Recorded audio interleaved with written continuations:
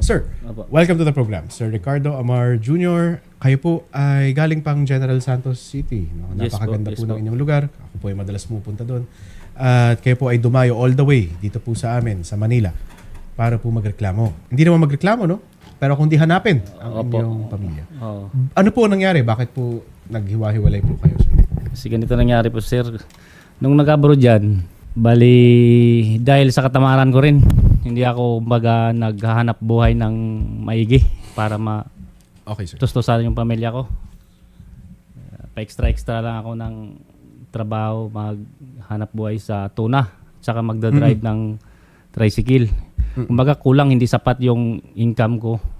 Kaya nagdesisyon siya na mag-abroad. Dahil sa katamaran ko rin siguro, sir, hindi tuloy-tuloy, pa-extra lang yung job ko. Kaya nung umalis na yan siya, sinabihan niya ako na balang araw yung ginawa mo sa akin, babalik sa'yo. Dahil din sa direct to the point na Yes, sir. sa katamaran ko, kumbaga hindi ako nagtatrabaho para sa mag-ina ko. Okay, sir. Kaya nasa abroad siya, sinasabihan niya na ako na parang palagi na ako inaaway hanggang sa katapusan na may pumasok na lalaki. Tinatanong ko yung mga anak ko para malaman kung ano talaga ang katotohanan, ang totoo. Sinasabi naman ng anak ko na hindi totoo. Inaano ka lang ni mama. Tapos pag sa sunod na linggo, sasabi naman yung mga anak ko na binibiro ka lang ni mama. Mhm. Kaya ako gulong-gulo, sir. Binibiro ka na may ibang lalaki. ganyan. Oo. Okay, At saka okay. nakakausap ko talaga yung lalaki. Oh, okay. Oo. Na sinabihan ako kung mahal ko daw ang asawa ko, mag-ina ko. Sabi ko, mahal ko yan. Hindi na nga ako bumalik doon sa probinsya namin sa Visayas kasi dahil dito na ako maghahanap buhay at saka mahal ko mag-ina ko. Mhm. Pero wala akong pruweba na sapat na Meron siyang kinakasamang iba. Tama. Pero yun lang ang ano ko doon. At dahil doon, sir, sa inyong kakulangan daw no sa pagsusustento, iniwan po kayo. Opo. At walang pasabi, sir, kung saan sila pumunta, kung saan na sila titira, ganyan. Umalis sila sa bahay ninyo? Opo. Nung namatay yung papa ko sa Visayas, umuwi ako, iniwan ko yung mga anak ko.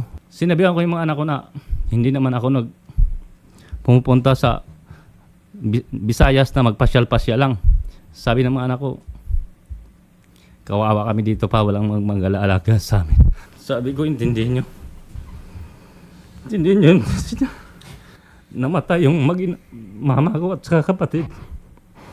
Hindi ako naka-uwi kasi sa hirap ng buhay at saka pandemic ng time na yun. Kaya, kumbaga tuloy-tuloy.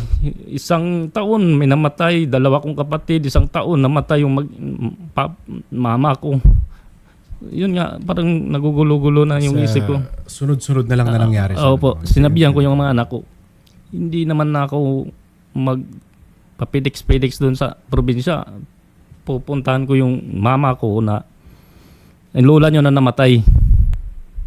Babalikan ko kayo dito. Hanggang sa nahuli kasi sa hirap ng buhay, maghahanap pa ako ng kumbaga pinansyal, magtrabaho pa ako para pamasahe pabalik sa Jinsan.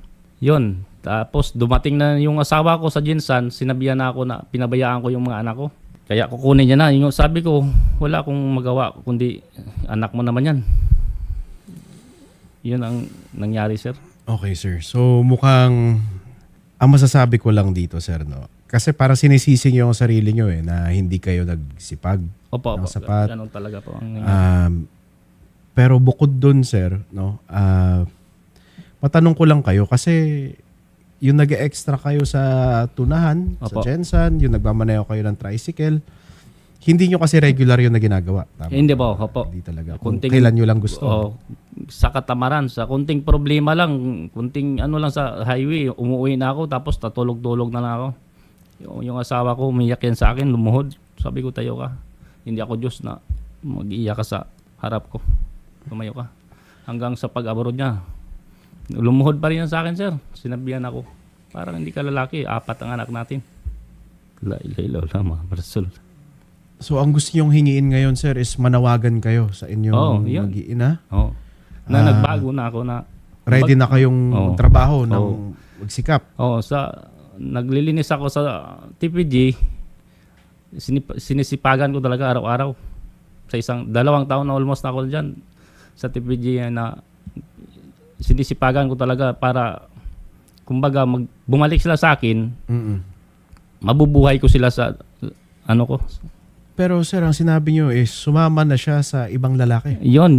No. Kasi nakausap ko yung lalaki nun. Sinasabihan ako na nagsasama na sila. Yun ang napakahirap. Nalabag rin naman sir sa sinumpaan yung kasal. Oo, Syempre. tama yun. Kasi sir, kahit anong mangyari, kayong dalawa ay kasal, Oo. hanggang hindi kayo nag-divorce under sa, I'm presuming sir, no? Opo. Na kayo ay kinasal sa ilalim ng Sharia law. Opo. At recognize naman ang separation sa Sharia law. At hanggat hindi nyo ginagawa yung panunumpa na kailangan yung gawin doon para matapos ang kasal, kayo pa rin ay kasal. Opo. Sa inyong paniniwala, di ba, kayo ay kasal. Sa ating batas, kayo ay kasal. Opo. So, sir, ang masasabi ko dito, mali rin naman na siya ay sumama sa iba. Di ba? Opo. Pero willing kayong patawarin yun, sir. Pwede ko accept niya, sir, kung magbalik sa akin. Kasi, tanggap ko na yun kasi marami din akong kakulangan sa kanya at saka nagawang pagkakamali. Yes, sir. Sir, hindi na kayo nag-uusap ng inyong mga anak? Nakaraan month, sir, nagte-text pa yan, nagchat-chat sa akin.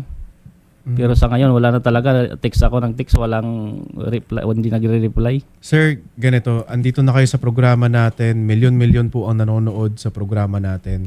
Baka sakaling may makarinig po sa kanila, sila po ay mapanood ito, ipakita sa kanila, mapanood ng kaibigan nila. Opo.